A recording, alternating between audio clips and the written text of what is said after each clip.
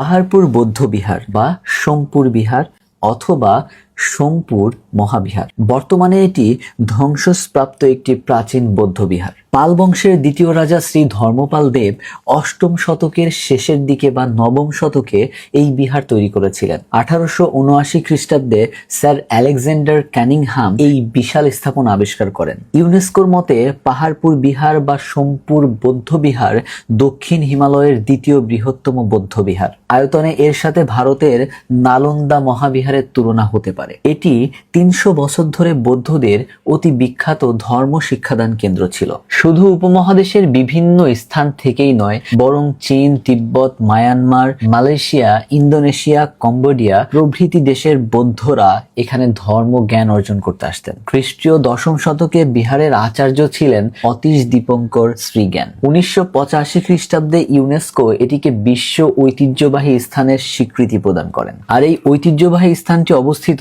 আমাদের বাংলাদেশের নওগাঁ জেলার বদলগাছী উপজেলার পাহাড়পুর গ্রামে।